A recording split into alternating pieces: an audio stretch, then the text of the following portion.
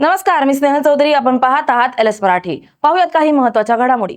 राज्यातील 29 महानगरपालिकांच्या महापौर पदांचं आरक्षण निश्चित करण्यासाठी आज मंत्रालयात सोडत काढली जाणार आहे.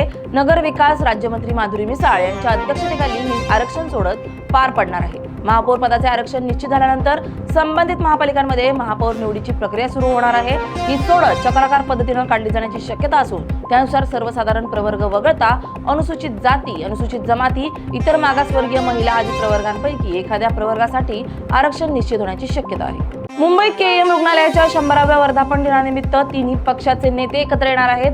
वर्धापन दिनानिमित्त उपमुख्यमंत्री एकनाथ शिंदे, भाजपचे मंत्री आशिष शेलार, मंगलप्रभात लोढा, ठाकरेंचे नेते अरविंद सावंत आणि अनिल देसाई उपस्थित राहणार आहेत. कोल्हापूरमध्ये अजित पवारांना मोठा धक्का बसलाय. राष्ट्रवादीच्या महिला नेत्या शीतल फराकटे यांनी शिंदेच्या शिवसेनेत प्रवेश केलाय. राष्ट्रवादीतून शिवसेनेत प्रवेश करताच शीतल फराकटे यांनी अजित पवारांच्या पक्षावर जोरदार हल्लाबोल केलाय. माझा स्वाभिमान दुखावलेला आहे, मी माघार घेतली असती तर मी तारा राणीची लेक असती, असं म्हणत शीतल फराकटे यांनी आपल्या पक्षावर हल्लाबोल केलाय.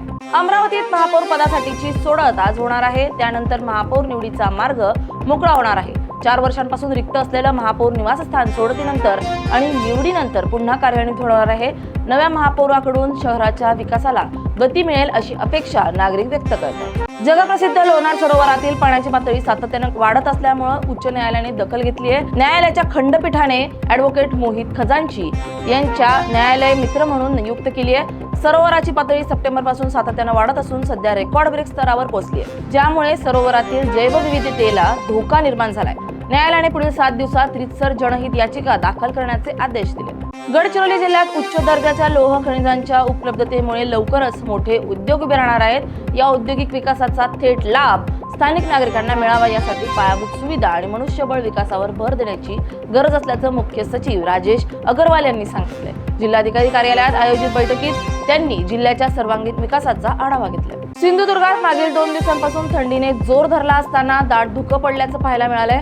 ग्रामीण भागासह मुंबई गोवा महामार्गावर धुक्याची चादर पसरल्याचं दिसून आलंय. मागील 2 दिवसात थंडी वाढली असल्यानं आंबा, काजूच्या फळधारणेसाठी आणखी पोषक वातावरण आहे. मात्र धुक्यातून खार पडल्यास फळांवर परिणाम होऊ शकतो. भंडाराच्या लाखांदूरमध्ये दुधाळ जनावरांच्या वाटपात मोठा घोटाळा उघडकीस आलाय. विशेष घटक योजनेअंतर्गत अनुसूचित जाती आणि जमातींच्या नागरिकांचे जीवनमान उंचावण्यासाठी आणि दुग्ध व्यवसाय वाढवण्यासाठी जनावर वाटप करण्यात आलं होतं. मात्र लाभार्थींनी ती जनावरं योग्य नसल्याचा आरोप केलाय. जळगावच्या चोपड्यात गांजा तस्करी करणाऱ्या विरोधात पोलिसांनी मोठी कारवाई केली आहे. वैजापूरकडून येणाऱ्या वाहनांची तपासणी सुरू असताना मध्य प्रदेश पासिंग असलेल्या एका कारची झडती घेण्यात आली आहे. या कारमधून तब्बल 8 किलो गांजा आढळून आलाय. या कारवाईत पोलिसांनी गांजासह संबंधित कार जप्त केली असून एकूण सुमारे 4,82,000चा मुद्देमाल जप्त करण्यात आला.